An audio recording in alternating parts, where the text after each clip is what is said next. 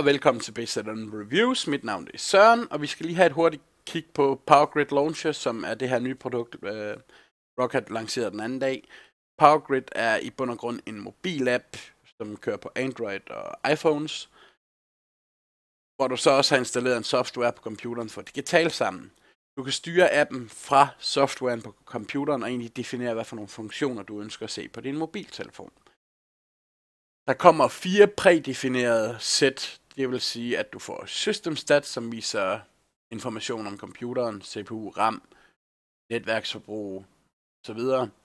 Sound Control, som giver dig mulighed for at skrue op og ned for musik, styre musikken, start, stop, næste nummer. Desværre Spotify ikke understøttet, og det forstår jeg egentlig ikke hvorfor, men det kan man håbe, Roccat rette op på senere. Incoming Center er Facebook-beskeder, Twitter-beskeder, e-mails, so on. Derudover er Skype og Teamspeak også understøttet. Desværre kan jeg ikke rigtig se funktionaliteten på det punkt, da det kun er chatten, du får beskeder fra. Du har ikke mulighed for at tage opkald eller afvise opkald osv. Igen en funktion, jeg håber, der kommer på sigt. TalkFX, som er Rockats talk-program, som vi kender i forvejen for deres driver, hvor musen kan snakke sammen med tastaturet.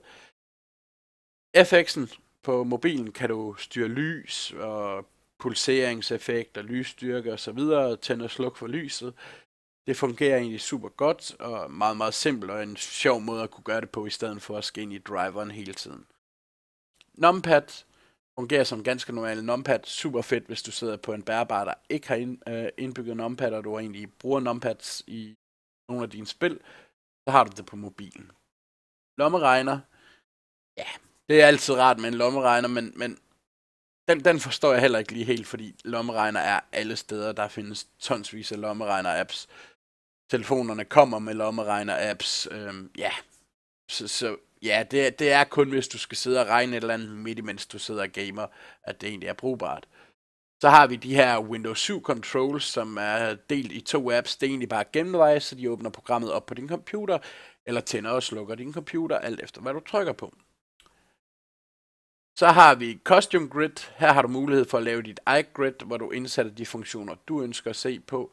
Det gør man ved at trykke på Create, og så vælge den funktion, man vil have, og der er rigtig mange funktioner. Men lad os tage CPU-info, Add to Grid, Notifications, Teamspeak, Add to Grid, så kan vi tage Main Dial, RAM. Så har vi egentlig lavet Custom Grid, og så kan vi gå tilbage, og så vil det reelt set være på mobilen, hvis jeg vælger at gemme det nu. Derudover har Roccat gjort det muligt at downloade nye apps til PowerGrid Launcher. Jeg har startet med at downloade en League of Legends app, som er meget basal. Det her, jeg tror det er jungle version, vi kigger på, hvor jeg har mulighed for at starte timer for de forskellige jungle characters og ward timer, og jeg kan call miss og push og gank og det ene og det andet. Det er igen bare genvej til spillet. Personligt håber jeg, at man får en bedre integration mellem Roccat PowerGrid og spillene lidt i stil med Logitechs tastaturserie, der har LCD-display, der fortæller en masse informationer. Det var alt for den her gang. Prøv PowerGrid, det er gratis som sådan. Hej hej.